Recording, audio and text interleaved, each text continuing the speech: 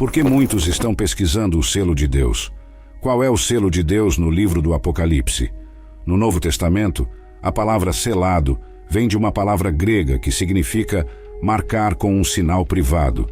Ela indica manter algo escondido, proteger ou preservar o objeto selado.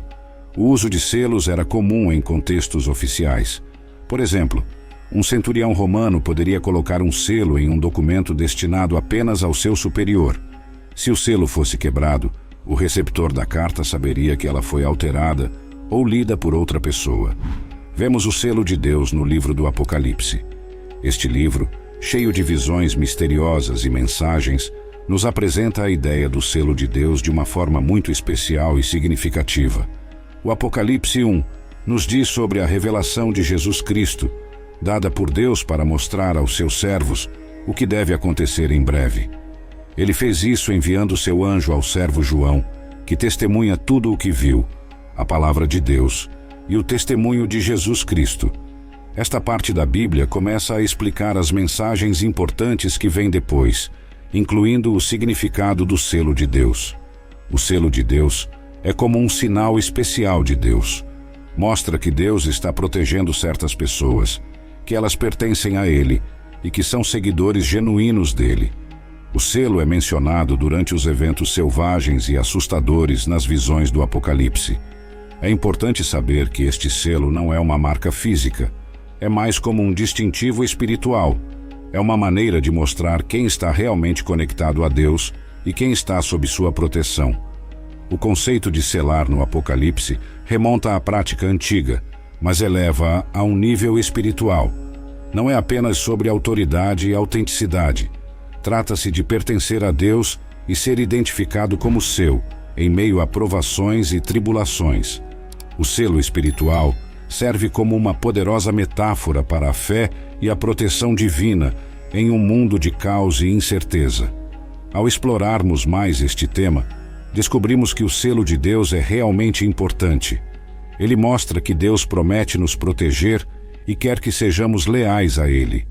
Diz-nos que, mesmo em tempos difíceis, Deus marcou aqueles que são dele e os manterá seguros. O selo de Deus aparece durante a tribulação.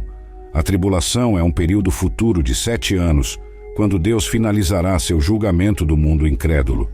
Ao longo da palavra de Deus, a tribulação está associada ao dia do Senhor, que se refere ao período em que Deus intervirá diretamente no curso da história para realizar a concretização de seu plano.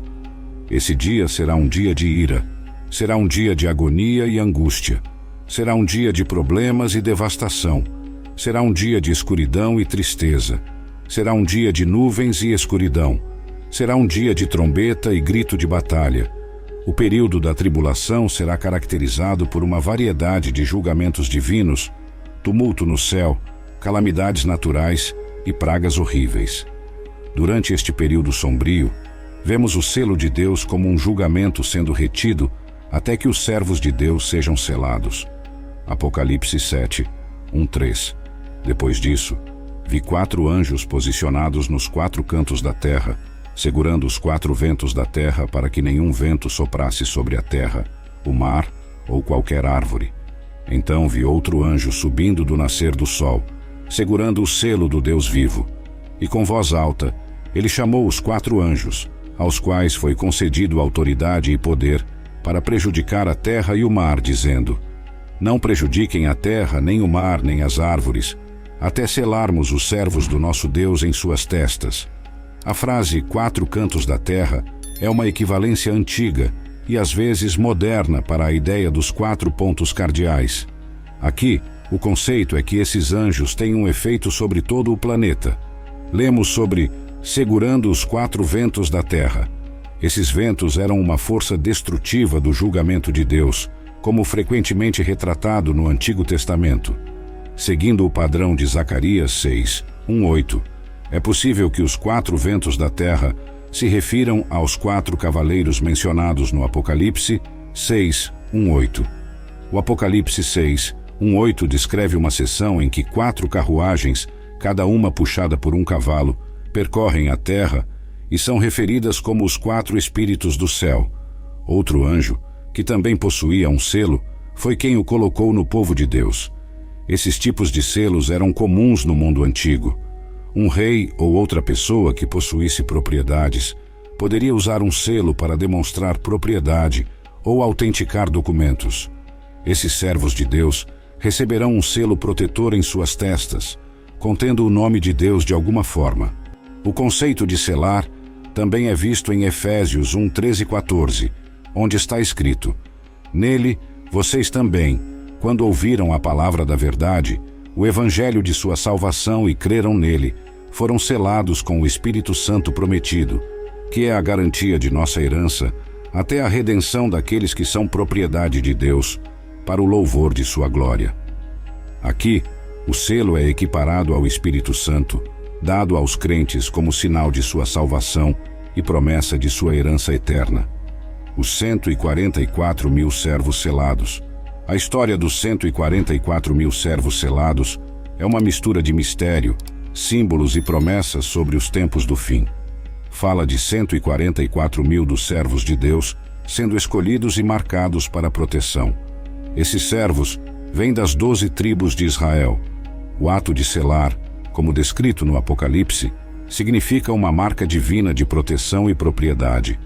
No Apocalipse 7,4 diz: E ouvi o número dos que foram selados, 144 mil, 12 mil de cada tribo dos filhos de Israel. Esse processo de selagem não é apenas uma marcação literal, mas simboliza uma preservação espiritual durante tempos de tribulação. Cada uma das 12 tribos de Israel contribui com 12 mil membros, significando uma completude e perfeição na seleção de Deus. O número 144 mil é rico em simbolismo. Na numerologia bíblica, 12 frequentemente representa a autoridade divina e completude. Multiplicar 12 tribos por 12 mil membros de cada tribo sugere uma completude ampliada. Além disso, o total de 144 mil é visto por alguns como simbólico, representando a totalidade do povo de Deus, tanto judeus quanto gentios, marcados como servos fiéis. O selamento dos 144 mil é um sinal da soberania de Deus e de sua capacidade de preservar seus escolhidos em meio ao caos e à destruição. Esse conceito oferece conforto aos crentes, assegurando-lhes a proteção de Deus e a importância da fidelidade. Além disso, escolher 144 mil pessoas das 12 tribos mostra Deus reunindo seu povo. Isso nos lembra que Deus mantém um relacionamento próximo com Israel. Em conclusão, a narrativa dos 144 mil servos selados é um indicativo de esperança, segurança e promessa divina. Não é apenas sobre um grupo selecionado da história, mas um símbolo atemporal da proteção de Deus e do triunfo final do bem sobre o mal. Não nos é informado exatamente qual é o serviço deles, mas os 144 mil são selados para um propósito distinto e especial. No entanto, o conceito de ser selado como um todo não é restrito a eles de forma alguma. Jesus recebeu um selo e o Pai no céu colocou seu próprio selo em Jesus. João 6, 27. Não trabalhem pela comida que perece, mas pela comida que perdura para a vida eterna, que o Filho do Homem lhes dará, pois nele Deus, o Pai, colocou o seu selo. Fomos selados com o Espírito Santo.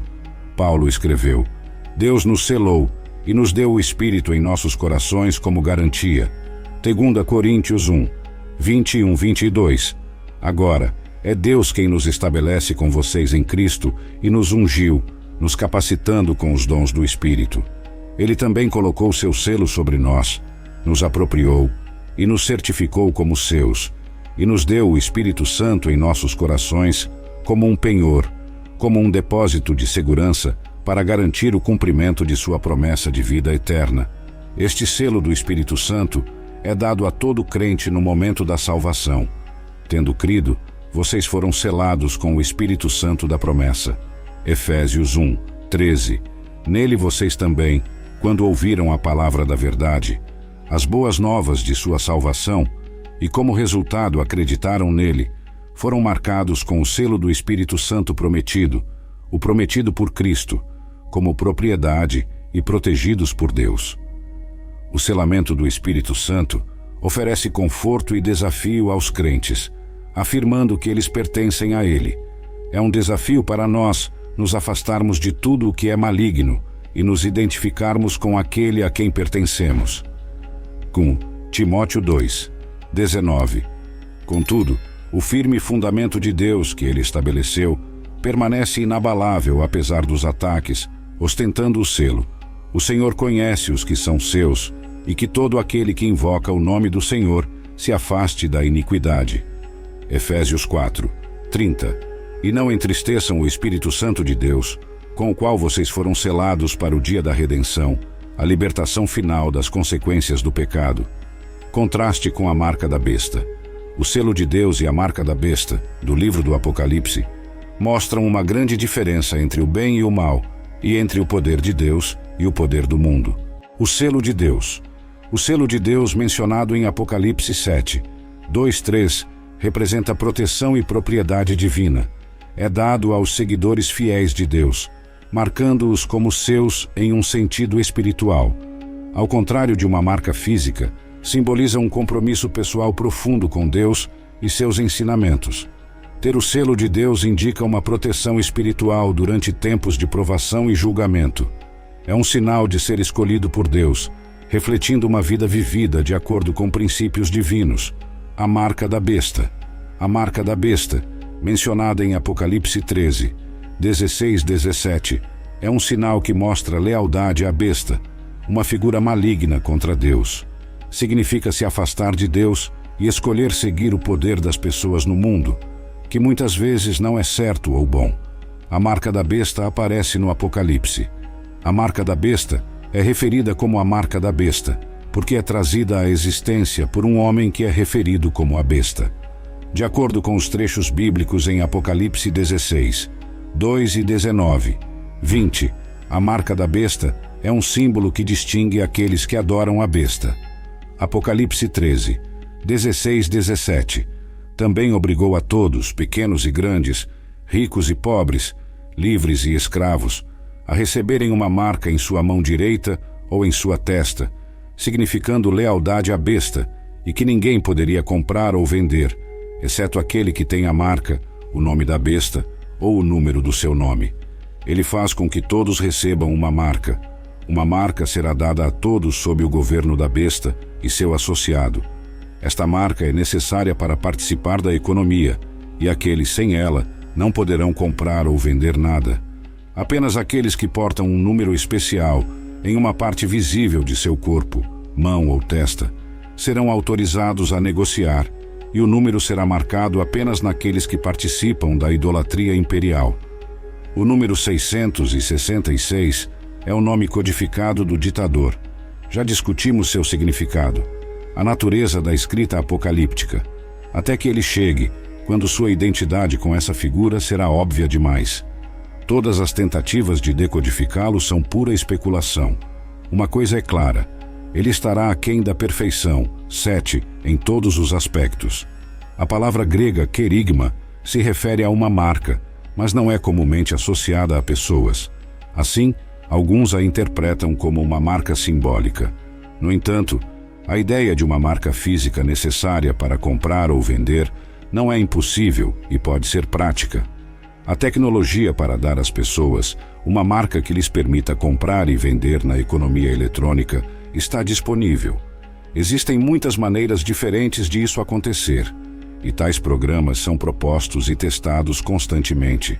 Satanás não é um ser criativo. Tudo o que ele pode fazer é imitar Deus. Não nos surpreende encontrar que isso também é uma paródia satânica de algo que Deus fará. Imita a marca de Deus sobre o seu povo. O número da besta. Apocalipse 13, 18. Aqui está a sabedoria.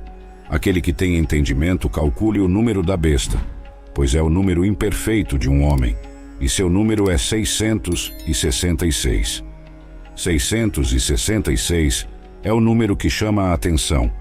É composto de 6, um número que sempre alude à incapacidade dos humanos de alcançar o 7, que representa a perfeição completa. É usado aqui como uma pista para a identidade do último ditador mundial antes do reinado de Jesus por 1000 anos. O termo marca não tem um uso bíblico especial, além de sua associação com a besta. O termo grego querigma foi mais comumente usado para impressões em documentos ou moedas. Querigma é bem atestado como tendo sido um selo imperial do Império Romano, usado em documentos oficiais durante o século II. Além de seu uso em Apocalipse, o termo querigma aparece apenas uma vez no Novo Testamento, especificamente em Atos 17, 29, onde se refere a uma imagem artística. Aceitar esta marca é como virar as costas para Deus. Mostra que você está escolhendo o lado daqueles contra Deus. Não é apenas uma marca que você pode ver em seu corpo. Realmente significa que você está vivendo sua vida contra o que Deus deseja. O selo de Deus versus a marca da besta. O selo de Deus representa a autoridade divina e proteção, enquanto a marca da besta significa submissão ao poder corrupto mundial. O selo de Deus é uma marca espiritual, denotando fé e obediência a Deus. Enquanto isso, a marca da besta é frequentemente interpretada como um sinal físico ou visível de conformidade com forças malignas. O selo de Deus significa salvação eterna e alinhamento com a vontade de Deus, enquanto a marca representa ganho temporal ao custo da condenação espiritual. A marca em Ezequiel. Em Ezequiel 9, 4, um selo protetor semelhante foi dado aos justos antes de Jerusalém ser julgada. Neste capítulo, 6 executores são vistos vindo do norte, a direção de onde os babilônios viriam para destruir os idólatras. Aqueles que se opuseram à idolatria foram selados com uma marca em suas testas, para que não fossem mortos. Ezequiel 9, 4. O Senhor disse a ele: passe pelo meio da cidade por toda Jerusalém e coloque uma marca nas testas dos homens que gemem e lamentam por todas as práticas repulsivas que estão sendo cometidas nela. Conclusão. Em conclusão, o selo de Deus, particularmente no contexto do livro do Apocalipse, possui grande significado, convidando a um estudo e reflexão mais profundos. O selo de Deus no Apocalipse mostra a promessa constante de Deus de nos proteger em tempos difíceis e nos lembra de quem somos como seguidores de Cristo. Oremos. Pai Celestial, em sua infinita sabedoria e graça, revelaste a nós os mistérios de sua vontade por meio de sua palavra. Ao refletirmos sobre a verdade profunda do selo de Deus descrito no livro do Apocalipse, aproximamo-nos do seu trono, com corações que buscam entendimento e espíritos ansiando por sua orientação. Senhor, pedimos seu selo divino em nossas vidas, que este selo não seja uma marca vista pelos olhos humanos, mas uma transformação sentida profundamente em nossas almas, que seja um símbolo de nossa fé inabalável em Ti, nosso compromisso de seguir Teus caminhos e nossa determinação de permanecer firmes em Tua verdade, em meio aos desafios deste mundo. Ajude-nos, ó Deus, a ter as características daqueles que carregam o seu selo: amor, alegria, paz, paciência, bondade, benignidade, fidelidade, mansidão e domínio próprio. Ensina-nos a viver de tal maneira que nossos pensamentos, palavras e ações reflitam seu amor e luz neste mundo. Mantenha-nos seguros de mentiras e coisas que nos tentam. Ajude-nos a sempre focar em Jesus, permanecer fiéis ao que a Bíblia ensina e ouvir o que o seu Espírito Santo nos diz. Quando nos sentirmos inseguros ou assustados, ajude-nos a lembrar que você sempre cuida daqueles que pertencem a Ti. Oramos por aqueles que ainda buscam, ainda questionam, ainda vagam. Que eles venham a reconhecer a beleza e a segurança do seu selo. Use-nos como vasos, Senhor, para compartilhar seu amor e verdade com eles. Em todas as coisas te damos glória, pois Tu és nosso Criador, Redentor e Sustentador. Confiamos em seu amor e misericórdia infalíveis, sabendo que em sua presença encontramos segurança, paz e vida eterna através de Jesus Cristo, nosso Senhor. Amém. A fé em Deus como nosso Criador, Redentor e Sustentador é ecoada em toda a Bíblia. No livro de Gênesis, Deus é reconhecido como o Criador do céu e da terra. Gênesis 1, 1. Este ato de criação estabelece a sua autoridade e poder supremos sobre tudo o que existe. Como Redentor, Deus se revela de forma mais completa em Jesus Cristo. João 3, 16, 17 diz: Porque Deus amou o mundo de tal maneira que deu o seu Filho unigênito, para que todo aquele que nele crê não pereça, mas tenha a vida eterna. Porque Deus enviou o seu Filho ao mundo, não para que condenasse o mundo, mas para que o mundo fosse salvo por ele. Esta passagem demonstra o amor redentor de Deus e o propósito salvífico de Jesus. Em Salmos 55, 22, encontramos a ideia de Deus como sustentador. Lança o teu cuidado sobre o Senhor, e Ele te susterá. Nunca permitirá que o justo seja abalado. Este versículo reflete a promessa de Deus de cuidar e sustentar aqueles que confiam nele. A confiança no amor e na misericórdia de Deus é um tema recorrente na Bíblia. Lamentações 3, 22-23 afirma: As misericórdias do Senhor são a causa de não sermos consumidos, porque as suas misericórdias não têm fim, renovam-se cada manhã. Grande é a tua fidelidade. Esses versículos ressaltam que a misericórdia e a fidelidade de Deus são constantes e renovadoras. Finalmente, a promessa de vida eterna em Deus é central para a fé cristã. Em 1 João 5, 11-12, lemos: E o testemunho que Deus nos deu a vida eterna, e esta vida está em seu Filho. Aquele que tem o Filho tem a vida. Aquele que não tem o Filho de Deus não tem a vida. Esta passagem indica que a vida eterna é encontrada em Jesus Cristo. A busca pela segurança, paz e vida eterna em Deus é um convite para uma jornada de fé e confiança contínua. Filipenses 4, 6-7 nos encoraja: Não estejam ansiosos por coisa alguma, mas em tudo, pela oração e súplicas, com ação de graças, apresentem seus pedidos a Deus. E a paz de Deus, que excede todo entendimento, guardará os corações e as mentes de vocês em Cristo Jesus. Esses versículos nos lembram que, ao nos voltarmos para Deus em oração, encontramos uma paz que transcende a compreensão humana.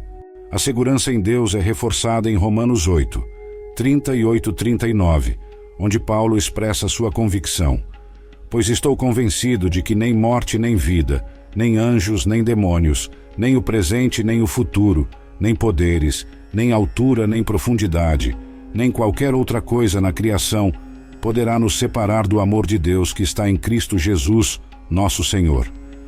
Esta passagem é um poderoso lembrete da inabalável segurança que encontramos no amor de Deus.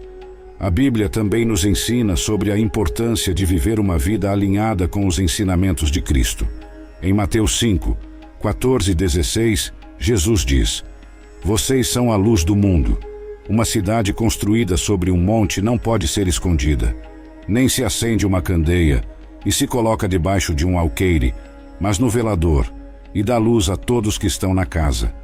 Assim brilhe também a luz de vocês diante dos homens, para que vejam as suas boas obras e glorifiquem a seu Pai que está nos céus.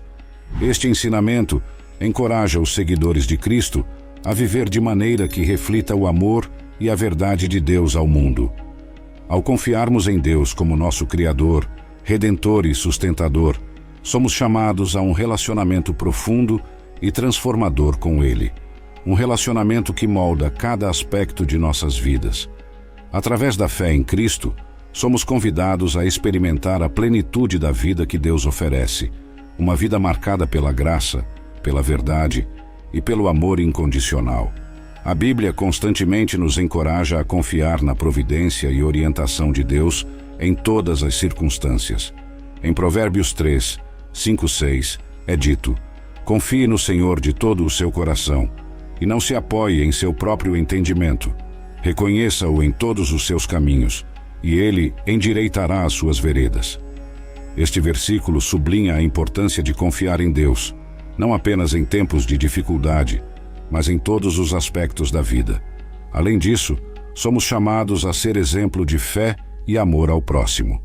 Em 1 Pedro 2, 12, somos aconselhados: mantenham um bom comportamento entre os pagãos, para que naquilo que falam mal de vocês como malfeitores, observem suas boas obras e glorifiquem a Deus no dia da visitação. Isto nos lembra da nossa responsabilidade em viver de maneira que honre a Deus, mesmo quando enfrentamos desafios ou incompreensões. A perseverança na fé é outro tema central nas Escrituras. Em Tiago 1,12 lemos: Bem-aventurado o homem que suporta a tentação, porque depois de ter sido provado, receberá a coroa da vida, a qual o Senhor prometeu aos que o amam. Esta passagem nos incentiva a manter nossa fé e integridade, mesmo diante de provações e tentações, prometendo recompensas eternas pela nossa fidelidade. A graça de Deus e a esperança encontrada em Jesus são a base da nossa salvação e da nossa jornada de fé. Em Efésios 2, 8-9 é afirmado: Pois pela graça vocês são salvos por meio da fé, e isso não vem de vocês, é dom de Deus, não por obras, para que ninguém se glorie.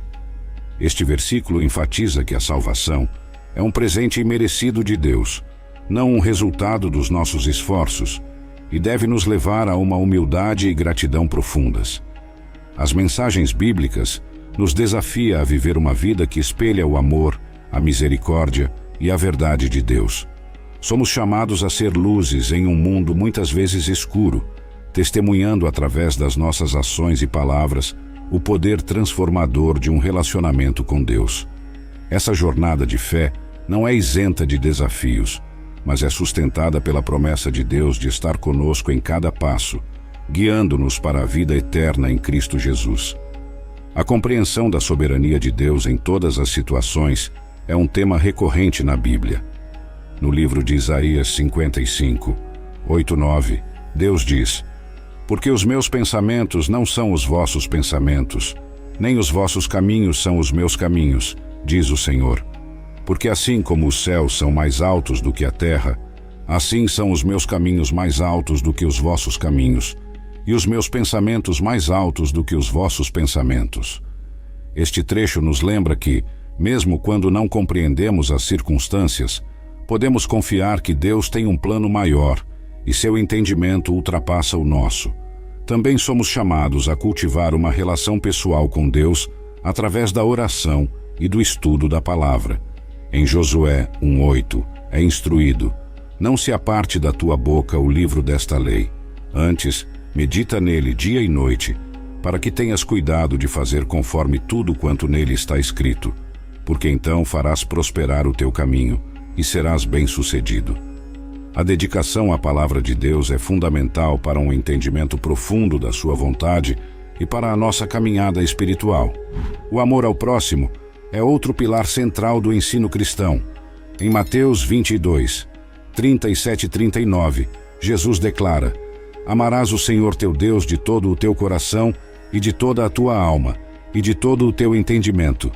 Este é o primeiro e grande mandamento. E o segundo, semelhante a este, é: Amarás o teu próximo como a ti mesmo. Esses mandamentos resumem a essência da lei de Deus e enfatizam a importância do amor nas relações humanas. A Bíblia também aborda a importância da comunidade de fé. Em Hebreus 10, 24-25, somos encorajados a considerar como incitar uns aos outros ao amor e às boas obras, não deixando de congregar-nos como é costume de alguns, mas exortando-nos uns aos outros, e tanto mais quanto vedes que se vai aproximando aquele dia. A comunhão com outros crentes é vital para encorajar e fortalecer uns aos outros na fé. Finalmente, a esperança cristã se fundamenta na ressurreição e no retorno de Cristo. Em 1 Tessalonicenses 4, 16-17, Paulo escreve: Porque o mesmo Senhor descerá do céu com alarido, com voz de arcanjo e com a trombeta de Deus, e os mortos em Cristo ressuscitarão primeiro.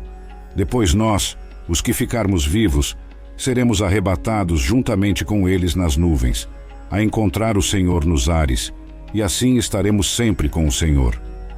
Esta promessa de retorno de Cristo oferece conforto e esperança, lembrando-nos da glória eterna que aguarda os que creem. Em resumo, os ensinamentos bíblicos nos orientam a viver uma vida de confiança, obediência, amor, comunhão e esperança. Através destes princípios, somos guiados a uma relação mais profunda com Deus e uma maior compreensão do seu plano para a humanidade. É uma jornada de fé contínua que nos molda e nos prepara para a eternidade com Deus. Compartilhe esse vídeo e se inscreva no canal. Deus te abençoe sempre.